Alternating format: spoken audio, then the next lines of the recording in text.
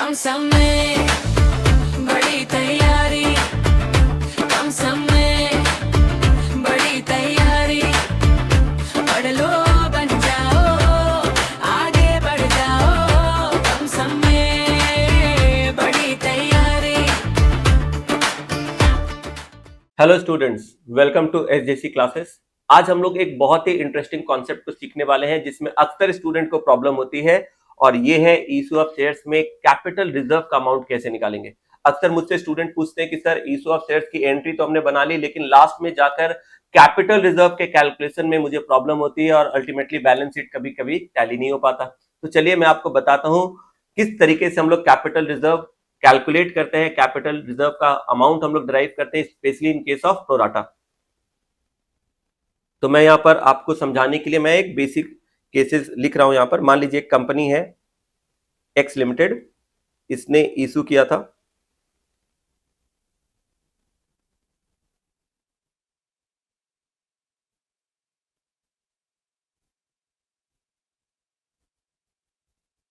10,000 shares at the rate 10 at a premium of ₹2। इसे payment कैसे करना था? इसे 4 पार्ट में पे करना था।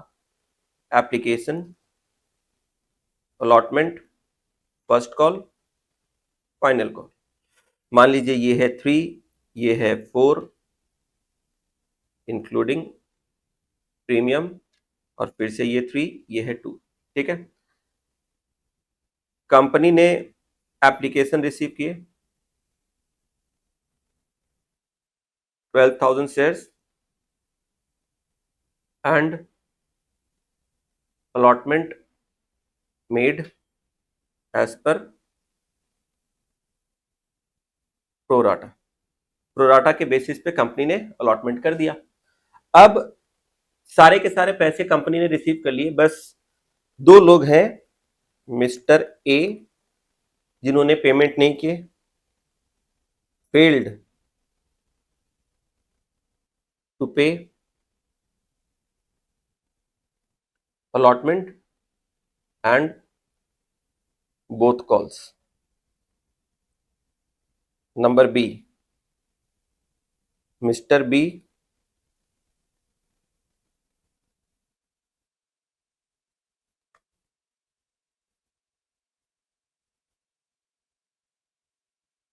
failed to pay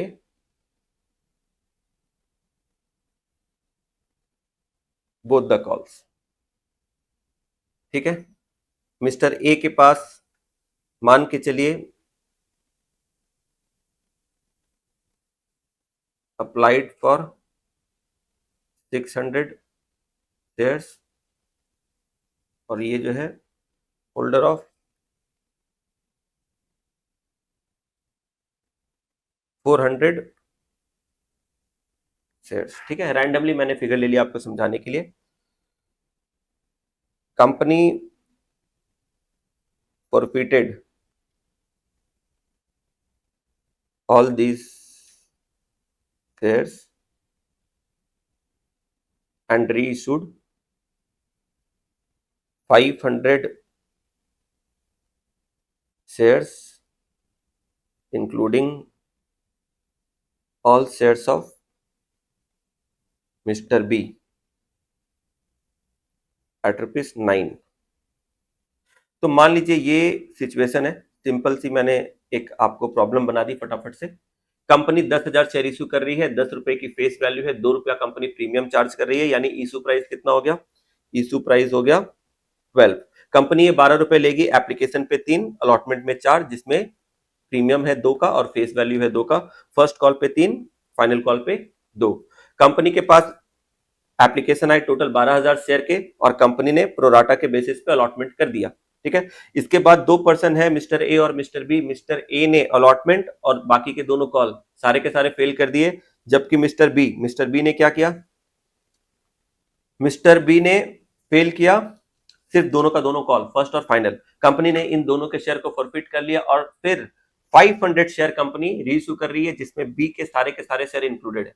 कितने में रीइश्यू हो रहा है? ₹9 करके। तो सबसे पहले हम लोग यहां पर देखेंगे कि मिस्टर ए ने अप्लाई किया था, आप वर्ड्स पे ध्यान दीजिएगा थोड़ा, मिस्टर ए अप्लाइड फॉर, यानी मिस्टर ए के पास 600 शेयर नहीं है, उन्होंने अप्लाई किया था 600 शेयर के लिए, उनके पास 600 शेयर है नहीं।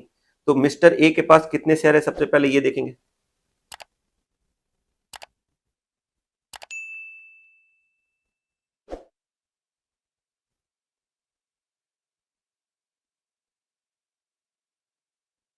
मिस्टर ए ने अप्लाई किया था 600 के लिए, तो प्रोराटा के बेसिस पे अगर प्रोपोर्शनेटली निकाल लेंगे तो इनके पास कंपनी ने अलॉट किया होगा 500 शेयर। तो कंपनी ने 500 शेयर मिस्टर ए को अलॉट किया था, कंपनी के एक्स्ट्रा पैसे इनके पास चले गए होंगे, है ना। अब ध्यान से देखिए, amount due on allotment, mister A को अलॉटमेंट में कितना पैसा देना था कंपनी को, 500 शेयर के ऊपर मिस्टर ए को 4 रुपीज के रेट से कितना पे करना था, 2000 रुपीज पे करना था। लेकिन मिस्टर ए ने ऑलरेडी एक्स्ट्रा पे किया हुआ है। यहां पर आप ध्यान से समझिएगा, मिस्टर ए ने अप्लाई किया था 600 शेयर के लिए, पर कंपनी ने उसे अलॉट किए 500 शेयर, बिकॉज प्रोराटा में अलॉटमेंट हो रहा है। प्रोराटा के केस में होता यह है, कंपनी के पास एक्सेस एप्लीकेशन आ जाती है, कंपनी उस एक्सेस एप्लीकेशन को रिफंड नहीं करती है, बल्कि प्रोपोर्शनेट रेशियो में अलॉटमेंट कर देती है। तो मिस्टर ए ने अप्लाई किया था 600 शेयर के लिए, पर कंपनी ने उसे अलॉट किया 500 शेयर्स। लेकिन मिस्टर ए ने 600 के लिए जब अप्लाई किया था, तो एप्लीकेशन मनी भी 600 का पे कर दिया होगा। तो अब ध्यान से समझिए, यहां पर excess application money mister A ने कितना पे किया, 100 शेयर के ऊपर एप्लीकेशन का रेट कितना था, 3, यानी 100 शेयर के ऊपर मिस्टर ए ने एक्स्ट्रा पेमेंट कर दिया ना। ध्यान से समझिए, मिस्टर ए ने अप्लाई किया था 600 के लिए, कंपनी ने उसे अलॉट किया 500, यानी 100 शेयर मिस्टर ए ने अप्लाई तो किए थे, पर उसे अलॉट नहीं हुआ। मिस्टर ए ने 100 शेयर के लिए एक्स्ट्रा अप्लाई तो किया था, पर उसे अलॉट नहीं हुआ। इसके वजह से मिस्टर ए के एक्सेस एप्लीकेशन मनी कंपनी के पास चली गई कितनी, 300। और इस 300 को मिस्टर ए क्या करेगा, अपने आने वाले नेक्स्ट इंस्टॉलमेंट में एडजस्ट करेगा, यानी कि 1700। तो ये है अमाउंट ड्यू ऑन अलॉटमेंट, जो कि मिस्टर ए ने पे नहीं किया, तो ये क्या हो जाएगा, कॉल्स इन एरियर। आपको समझ में आया। तो मिस्टर ए का ये हो गया कॉल्स इन एरियर। अब ध्यान से देखना है,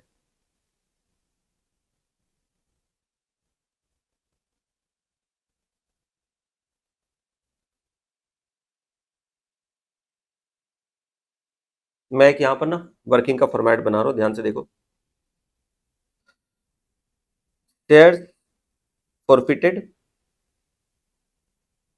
अमाउंट फॉरफिटेड। तो हमारे पास दो लोग हैं, मिस्टर ए और मिस्टर बी। मिस्टर ए के कितने शेयर फॉरफिट हुए, मिस्टर ए के पास कितने शेयर थे, 600 नहीं, 600 शेयर मिस्टर ए ने अप्लाई किया था। मिस्टर ए के पास है 500 शेयर्स और मिस्टर बी के पास है 400 शेयर, क्योंकि मिस्टर बी के केस में यहां पर क्या बोला गया है, ध्यान से देखना है। मिस्टर बी के केस में बोला गया है होल्डर ऑफ 400 शेयर, यानी मिस्टर बी 400 शेयर होल्ड करता है, उसे 400 शेयर अलॉट किए गए हैं। ठीक है, वर्ड्स पे आपको बहुत ध्यान देना है। शेयर अमाउंट फॉरफिटेड का मतलब होता है जो शेयर होल्डर ने पे कर दिया और कंपनी ने उसे वापस नहीं किया। ठीक है, शेयर होल्डर ने पे कर दिया पर कंपनी ने वापस नहीं किया, इसे बोलते हैं अमाउंट फॉरफिटेड। तो ए ने कितना पे किया, मिस्टर ए ने सिर्फ एप्लीकेशन का पैसा पे किया, है ना।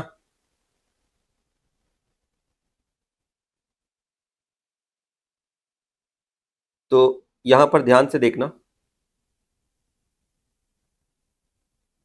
ये जो मैं कैलकुलेशन कर रहा हूं 600 इंटू 3, यानी मिस्टर ए ने जो पेमेंट किया था कंपनी को वो 500 शेयर के ऊपर नहीं किया था बल्कि 600, बिकॉज मिस्टर ए ने एप्लीकेशन तो 600 शेयर के लिए किया था, तो उसने एप्लीकेशन मनी कितना दिया 1800। 600 शेयर का उसने अप्लाई किया था, एप्लीकेशन का रेट है 3 रुपए करके, यानी 600 इंटू 3 उसने कंपनी को पे किया था, जो कि कंपनी ने फॉरफिट कर लिया। इसी तरह से मिस्टर बी ने कितना पे किया, मिस्टर बी के बारे में प्रॉब्लम में बोला जा रहा है इसने दोनों के दोनों कॉल्स को फेल कर दिया, यानी फर्स्ट और फाइनल। इसका मतलब मिस्टर बी ने एप्लीकेशन और अलॉटमेंट का पे कर दिया, तो मिस्टर बी ने एप्लीकेशन अलॉटमेंट 3+4 यानी कि 7 रुपीज मिस्टर बी ने पे कर दिए, लेकिन 7 रुपीज इसने पे तो किया पर इसमें तो 2 रुपया का प्रीमियम है ना। प्रीमियम का अमाउंट जब एक बार पे हो जाता ना, इसका फॉरफीचर नहीं होता, ये आपको ध्यान रखना है। Premium once paid cannot be forfeited, तो यानी कि हम लोग इससे फॉरफिट नहीं कर पाएंगे, हम लोग फॉरफिट करेंगे सिर्फ फेस वैल्यू। ठीक है, तो 400 इंटू 5, ध्यान से देखना, 400 शेयर के ऊपर 5 रुपीज के रेट से कितना हो गया, 2000। यहां पर एक नोट में लिख दे रहा हूं, एक्सक्लूडिंग प्रीमियम, क्योंकि जो प्रीमियम है उसे हम लोग क्या करते हैं, फॉरफीचर में इंक्लूड नहीं करते। जो शेयर फॉरफिटेड अमाउंट होता है ना, जो शेयर फॉरफीचर अकाउंट होता है, इसमें प्रीमियम के वैल्यू को हम लोग लेते नहीं है। तो हमने यहां पर जो भी लिया 400 शेयर के ऊपर 5 रुपया, ये 5 रुपया क्या है, ये 5 रुपया जो है 3 है एप्लीकेशन का और 2 है अलॉटमेंट का ओनली फेस वैल्यू वाला पोर्शन। ठीक है, एक्सक्लूडिंग प्रीमियम। ठीक है, चलिए, तो ये हमने यहां तक कैलकुलेट कर लिया। इसके बाद हम लोग क्या लिखेंगे, देखिए ध्यान से देखिएगा, शेयर री इशूड, कंपनी ने टोटल कितना शेयर इशू किया, प्रॉब्लम में बताया जा रहा है कंपनी ने टोटल 500 शेयर इशू किया, जिसमें बी के सारे इंक्लूडेड है। तो बी के सारे इंक्लूडेड है, यानी कि कंपनी ने 400, एक मिनट, कंपनी में यहां पर इरेज करता हूं इसका कलर। ठीक है, हाँ, कंपनी ने यहां पर 400 शेयर इशू किए और 100 ए का होगा, बिकॉज टोटल जो रीइशू हुआ है वो 500 शेयर का हुआ ना। टोटल रीइशू 500 शेयर का हुआ, including all share of mister B, यानी कि 500 जो कंपनी ने रीइशू किए उसमें बी के पूरे 400 शेयर है, बाकी का जो बैलेंस है वो मिस्टर ए का होगा। तो ये ए का हमने कैसे निकाल लिया, बैलेंसिंग फिगर से। ठीक है, अब हमें क्या कैलकुलेट करना है, ये सबसे इंपॉर्टेंट चीज है, अमाउंट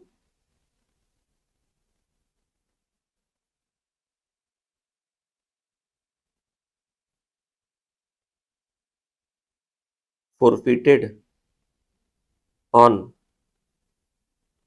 reissued shares।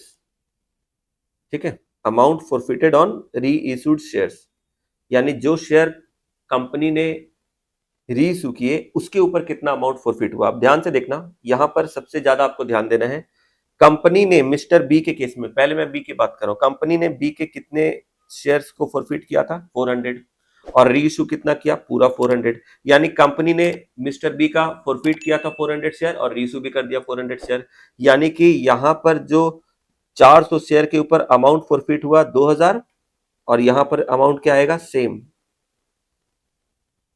2000। ये क्या है, amount forfeited on reissued shares, amount forfeited on reissued share. देखिए, अमाउंट जो कंपनी फॉरफिट करती है वो फॉरफिटेड शेयर्स के ऊपर करती है, लेकिन आपको उससे मतलब नहीं है, आपका मतलब होना चाहिए amount forfeited on reissued shares. तो कंपनी ने रीइश्यू कितना किया, कंपनी ने रीइश्यू किया 400, तो कंपनी ने जब 400 रीइश्यू किया तो ये जो अमाउंट फॉरफिटेड है यहां पर आ जाएगा। लेकिन ए के केस में देखिए यहां पर सिचुएशन क्या है, यहां पर ध्यान से देखना है।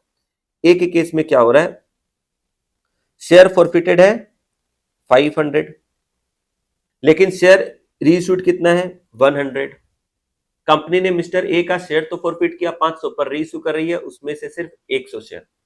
ठीक है, अब यहां पर क्या ध्यान देना है, अमाउंट कंपनी ने मिस्टर ए का फॉरफिट किया था 1800, 1800 का ये जो अमाउंट है ना, ये 500 शेयर के लिए है, तो 100 के लिए कितना होगा, प्रोपोर्शनेटली कैलकुलेट करेंगे हम लोग।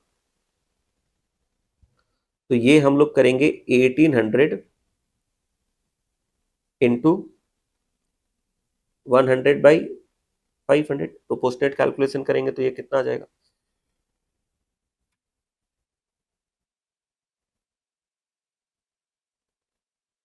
हम्म,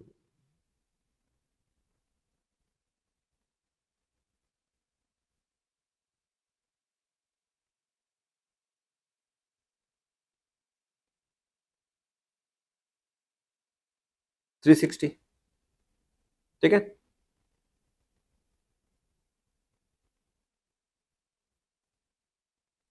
360 रुपीज। तो टोटल कंपनी ने कितना अमाउंट फॉरफिट किया, 2360। ये सबसे इंपॉर्टेंट है, ये फिगर ही हमें चाहिए था, ये जो फिगर है ना ये हमें चाहिए था 2360। कंपनी टोटल 500 शेयर रीइश्यू कर रही है, उस 500 शेयर के ऊपर कंपनी ने फॉरफिट किया 2360। अब हम लोग देखेंगे कंपनी का लॉस कितने का हो रहा है, लॉस ऑन रीइश्यू लेस, चलिए मैं यहां पर लिख,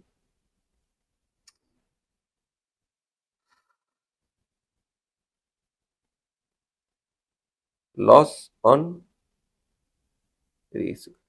लॉस ऑन रीइश्यू कैसे आएगा, ध्यान से समझिए। कंपनी के शेयर की फेस वैल्यू है 10 रुपीज, कंपनी रीइश्यू कर रही है 9 रुपीज। 10 रुपए के शेयर को कंपनी 9 रुपीज में रीइश्यू कर रही है, यानी कंपनी 1 रुपए का डिस्काउंट दे रही है। इसे ही हम लोग बोलते हैं लॉस ऑन रीइश्यू। ठीक है, तो यहां पर 500 कंपनी रीइश्यू कर रही है 9 रुपीज से, यानी 1 रुपए का लॉस हो रहा है। लॉस मतलब बेसिकली यहां पर आप डिस्काउंट समझ लो इसको। ठीक है, इसको आप डिस्काउंट समझ लो। कंपनी का टोटल लॉस हो गया कितना, 500। इसके बाद भी कंपनी के पास कितने पैसे बच गए,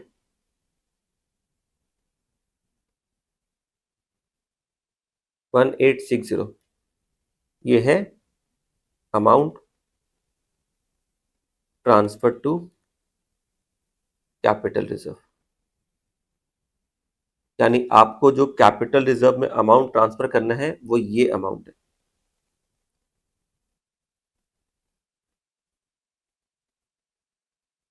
$1860। ये स्टूडेंट को इसी में कंफ्यूजन होती है। ठीक है, तो याद रखना नॉर्मली कंपनी जितने शेयर फॉरफिट कर रही है, अगर वो पूरा का पूरा शेयर कंपनी रीइश्यू कर देती है तब तो फिर सिचुएशन काफी आसान हो जाती है। लेकिन कंपनी ने फॉरफीचर तो ज्यादा शेयर का किया था, लेकिन कंपनी रीइश्यू पूरा का पूरा नहीं कर रही है, उसमें से कुछ पार्ट रीइश्यू कर रही है। तो फिर कैपिटल रिजर्व का अमाउंट कैलकुलेट करना स्टूडेंट के लिए थोड़ा सा कॉम्प्लेक्स हो जाता है। मैंने जिस तरीके से आपको एक टेबल बनाकर कैलकुलेशन करवाया है, बिल्कुल इसी टेबल के फॉर्म में आप अपने एग्जाम में भी करना, आपके गलती होने के चांसेस बिल्कुल नहीं रहेंगे। सबसे पहले आपको क्या देखना है, मैं वापस से एक बार फटाफट से रिवाइज करा देता हूं। आपको देखना है कंपनी ने कितने शेयर फॉरफिट किए, उसे एक कॉलम में लिख लीजिए। फिर उस शेयर के ऊपर कंपनी ने अमाउंट कितना फॉरफिट किया, उसे दूसरे कॉलम में लिख लीजिए। फिर आप तीसरे कॉलम में लिखिए कंपनी ने शेयर रीइश्यू कितने किए, और फाइनल कॉलम जो कि सबसे इंपॉर्टेंट है, इसमें आपको लिखना है amount forfeited on reissued share, यानी रीइश्यूड शेयर के ऊपर कंपनी ने कितने अमाउंट को फॉरफिट किया। और फिर इसमें से लॉस ऑन रीइश्यू को आप क्या करो, आप इसको माइनस कर लो। तो आपके टोटल जो अमाउंट है रीइश्यू के, इसमें से जब आप माइनस करोगे लॉस को, फिर आपका जो बैलेंस अमाउंट बचेगा, ये अमाउंट ही कैपिटल रिजर्व में आपको ट्रांसफर करना है बैलेंस शीट में। ठीक है, चलिए आई थिंक ये आपको अब क्लियर हो गया होगा। आप एक दो प्रॉब्लम अपने बुक से, स्टडी मटेरियल से आप प्रैक्टिस करो, आपको और भी कॉन्फिडेंस आ जाएगा। आज के लिए यहाँ तक, thank you so much, bye bye. कम समय बड़ी